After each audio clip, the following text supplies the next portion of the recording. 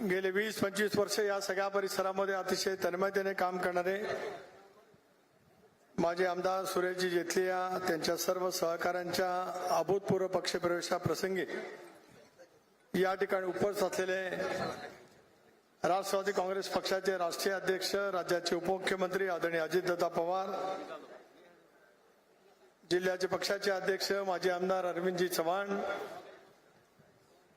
ज्यांच्या नेतृत्वाखाली आज मराठवाड्यामध्ये राष्ट्रवादी काँग्रेस पक्षाची वाटचाल अतिशय उत्तम पद्धतीने वाढती आहे, ते माझे सहकारी आमदार प्रताप पाटील चिखलीकर, शिंदखेडा राजामध्ये इतिहास घडवणारे आमदार मनोजजी कायंदे, पाथरीमध्ये सुद्धा तितक्याच ताकदीने इतिहास घडवणारे आमदार राजेशजी विटेकर,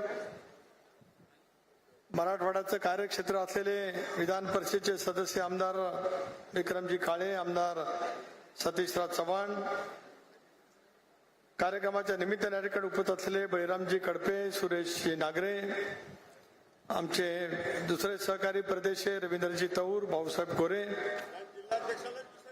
पहिलं नाव जिल्हाध्यक्षाचं घेतलं, विसरलात. पहिलं नाव जिल्हाध्यक्षाचं आणि मग आमदारांचं. मी अध्यक्ष आहे तेव्हा अध्यक्षाचा सन्मान माझ्या इतका कोण आयुष्यात राखू शकत नाही. पुन्हा एकदा सांग, पहिलं नाव तुमचं घेतलं.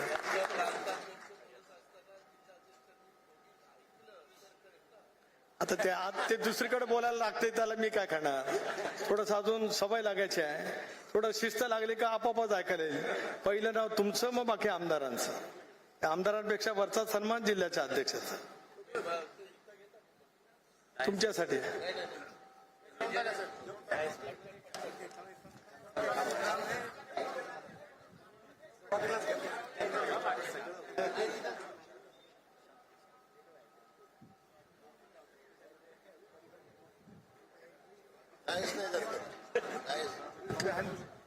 अरे ते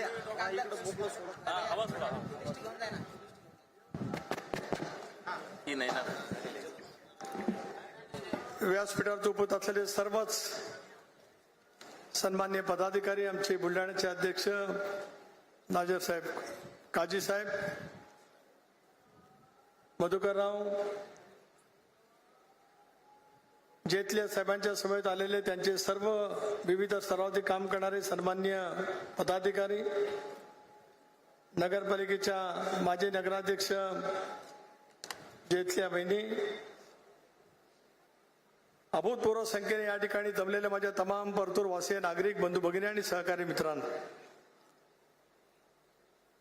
सुरेशराव जेतलियांचं काम गेली 20-25 वर्ष सातत्याने राज्याच्या राजकारणात आणि या जालना जिल्ह्याच्या राजकारणामध्ये मी पाहत आलो. पण आज जेतलिया साहेब, तुमचं मी मनापासून राष्ट्रवादी काँग्रेस पक्षामध्ये स्वागत करतो. घड्याळ तेच वेळ नवी, नवीन अजित पर्व घेऊन महाराष्ट्राच्या कानाकोपऱ्यामध्ये राष्ट्रवादी काँग्रेस पक्षाचे काही काम करण्याचा प्रयत्न करतोय.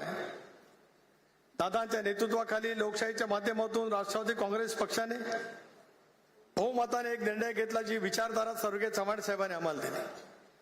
बहुजन समाजाचा व्यापक ही सांभाळायचा असेल तर तुमचा सत्तेतला सहभाग असला पाहिजे. होय, दादाच्या नेतृत्वाखाली आम्ही सर्वांनी मिळून सत्तेमध्ये सहभागी होण्याचा निर्णय त्या कालावधीमध्ये घेतला.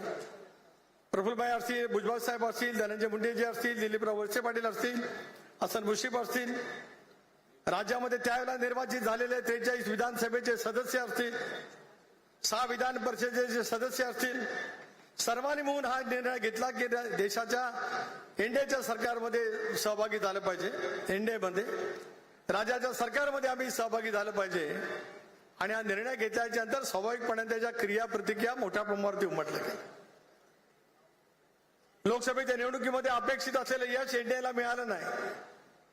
स्वाभाविकपणाने राज्याच्या कानाकोपऱ्यामध्ये अशा वेळीचं एक वातावरण त्या कालावधीमध्ये निर्माण झालं की विधानसभेमध्ये राज्यातली महायुती पराभूत होईल आणि राज्यात महाविकास आघाडीचं सरकार येईल.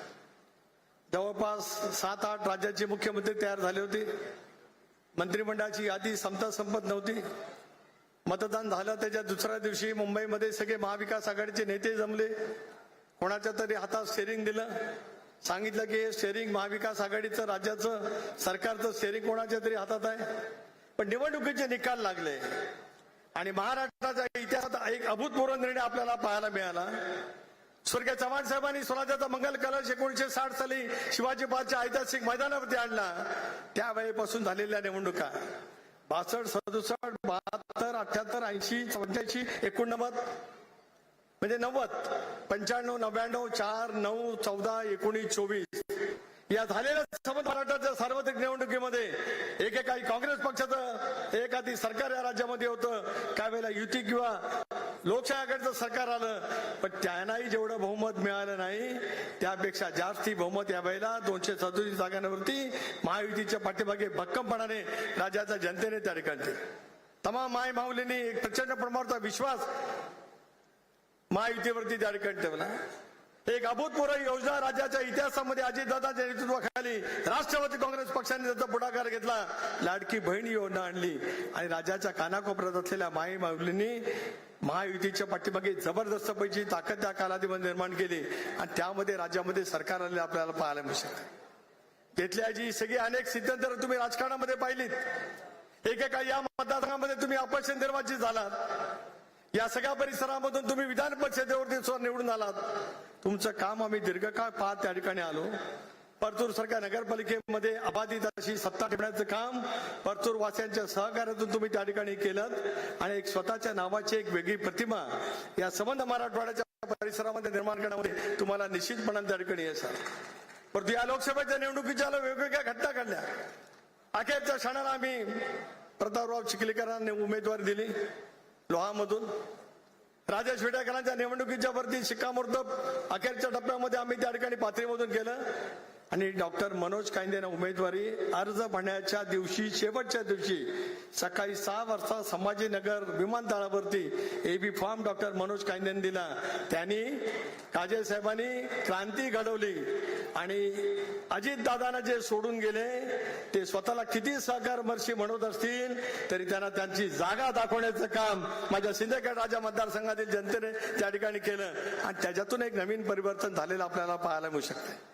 आज पुन्हा एकदा निग्रहाने प्रचंड आत्मविश्वासाने शिवशाहू फुले आंबेडकरांची सामाजिक समता मनामध्ये ठरत धर्मनिरपेक्ष विचार आम्ही त्या ठिकाणी पूर्णपणाने अंमलात आणत राज्यामध्ये आज महायुतीच्या सरकारमध्ये त्या ठिकाणी आहोत.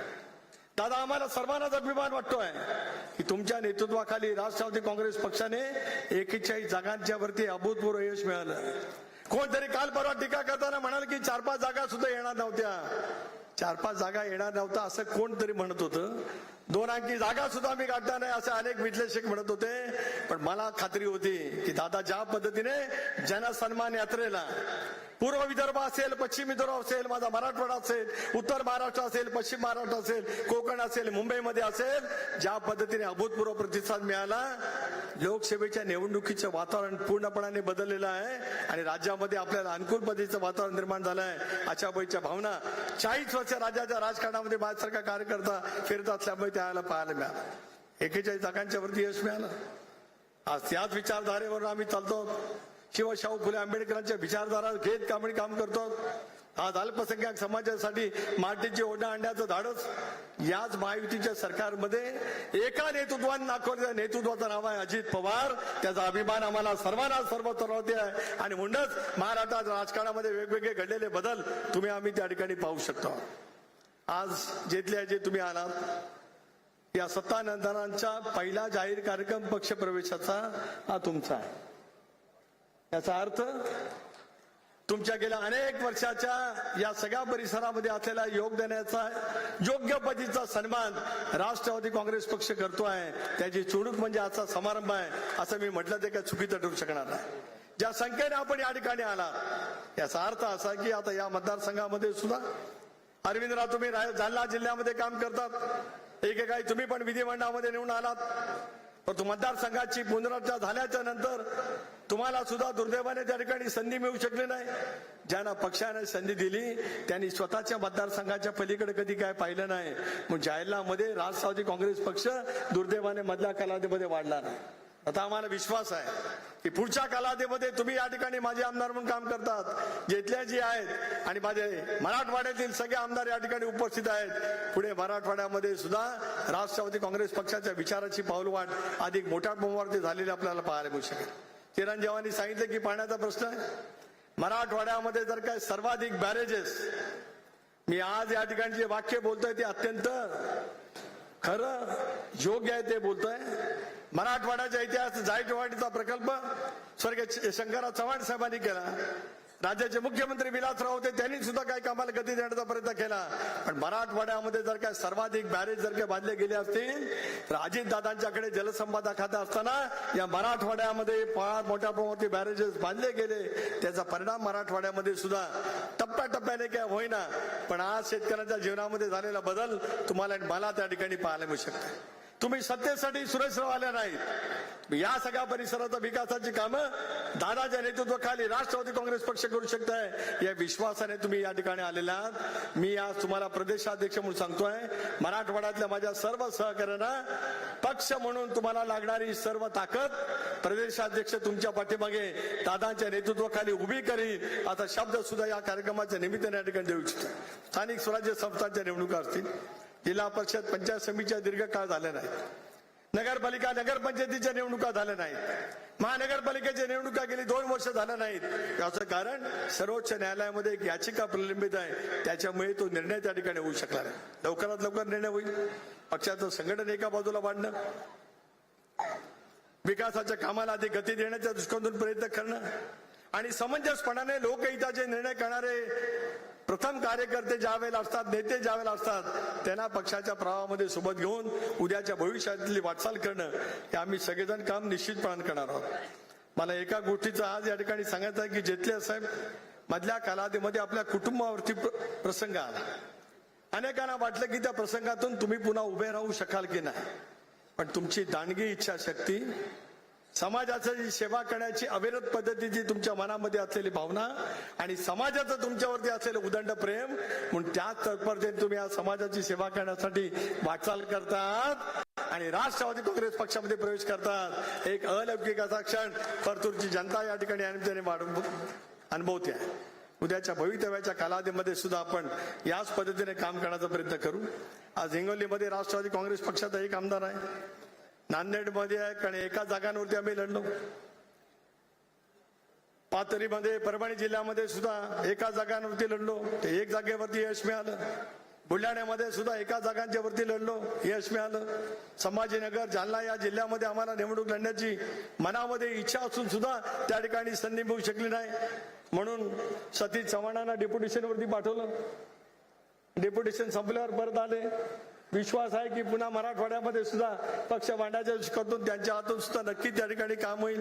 माझ्या सांगण्याचा मतितार्थ असा आहे की आता दादांच्या नेतृत्वाखाली एक नवीन अजित पर्व महाराष्ट्रामध्ये राष्ट्रवादी काँग्रेस पक्षाच्या माध्यमातून सुरू झालेलं आहे.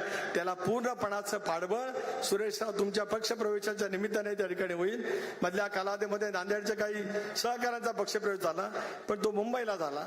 पण आज जाहीर कार्यक्रमाच्या निमित्ताने येतो आहोत. आज मी प्रदेशाध्यक्ष म्हणून जाहीर या ठिकाणी करतोय की दादांचा आता महाराष्ट्रव्यापी दौरा आज परतूरच्या पासून सुरू झाला आणि जेतले साहेब तुमच्या पक्ष प्रवेशाच्या निमित्ताने महाराष्ट्राच्या कानाकोपऱ्यात चांद्यापासून मांड्यापर्यंत राष्ट्रवादी काँग्रेस पक्षाची ताकद अधिक वाढीला लागण्याच्या दृष्टीतून तुमच्या पक्ष प्रवेशाच्या मुळे एक वेगळं वातावरण निश्चितपणे निर्माण होईल, एवढ्याच भावना आजच्या कार्यक्रमाच्या निमित्ताने या ठिकाणी व्यक्त करतो. अभूतपूर्व संख्येने आपण या ठिकाणी आला. थोडीशी गैरसोयी आहे. खरं संध्याकाळचा कार्यक्रम ठरला होता, पण संध्याकाळी पुण्यामध्ये काही अत्यंत महत्वाचे कार्यक्रम आहेत. आता अकोल्याला बिडकर साहेब आपले माजी आमदार, त्यांचं दुर्दैवाने अपघातामध्ये निधन झालं. त्यांच्या कुटुंबाची सांत्वनावर भेट घेण्यासाठी त्या ठिकाणी जायचं आहे. अधिक बोलून मी आपला वेळ घेऊ इच्छित नाही, पण जालना जिल्ह्याला सर्वदूर पद्धतीची ताकद राष्ट्रवादी काँग्रेस पक्षाच्या माध्यमातून उद्याच्या भवितव्याच्या कालावधीमध्ये 100% दिली जाईल. सभासद नोंदणीचा कार्यक्रम असेल, महिला, युवक, युवती, विद्यार्थी, राष्ट्रवादी काँग्रेस पक्षाचे वेगवेगळे सेल हे मजबूत करण्याच्या दृष्टीकोनातून बूथ पातळीवरती संघटन करण्यासाठी तुम्ही सगळेजण नियोजनबद्ध पद्धतीने त्या ठिकाणी काम कराल, एवढा विश्वास या ठिकाणी आम्ही व्यक्त करतो. मधुकर राव, तुम्ही वेगवेगळ्या प्रशासकीय पदावरती काम केलं, विभागीय आयुक्त म्हणून सुद्धा काम केलंय.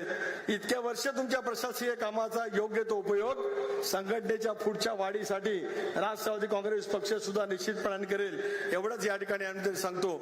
आणि अभूतपूर्व संख्येने आपण साऱ्यांनी राष्ट्रवादी काँग्रेस पक्षामध्ये प्रवेश केल्याबद्दल आपल्या सर्वांचा अंतःकरणापासून या ठिकाणी स्वागत करून घेतल्या जी तुमच्या आणि तुमच्या सर्व सहकाऱ्यांना मनापासून हार्दिक शुभेच्छा देऊन माझे 2 शब्द थांबवतो. जय हिंद, जय महाराष्ट्र, जय राष्ट्रवादी.